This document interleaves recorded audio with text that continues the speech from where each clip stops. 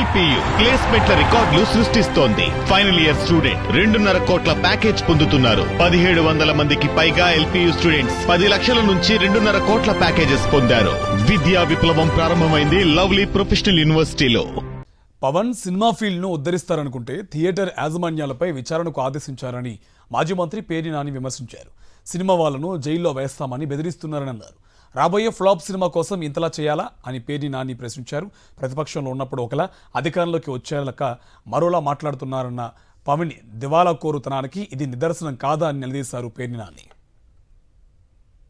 June 1వ తారీఖు మీ సమస్యల కోసం సమ్మె చేస్తే జైల్లో వేస్తాం, తర్వాత చేసుకోండి సమ్మె, సినిమా ఎత్తేసాక.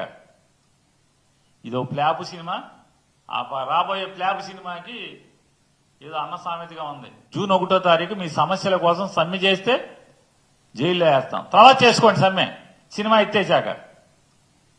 ఇదో ప్లాప్ సినిమా, రాబోయే ప్లాప్ సినిమాకి ఏదో అన్న సామెతగా ఉంది. జూన్ 1వ తారీఖు మీ సమస్యల కోసం సమ్మె చేస్తే జైల్లో వేస్తాం, తర్వాత చేసుకోండి సమ్మె, సినిమా ఎత్తేసాక. ఇదో ప్లాప్ సినిమా, రాబోయే ప్లాప్ సినిమాకి ఏదో అన్న సామెతగా ఉంది. జూన్ 1వ తారీఖు మీ సమస్యల కోసం సమ్మె చేస్తే జైల్లో వేస్తాం, తర్వాత చేసుకోండి సమ్మె, సినిమా ఎత్తేసాక. ఇదో ప్లాప్ సినిమా, రాబోయే ప్లాప్ సినిమాకి ఏదో అన్న సామెతగా ఉంది.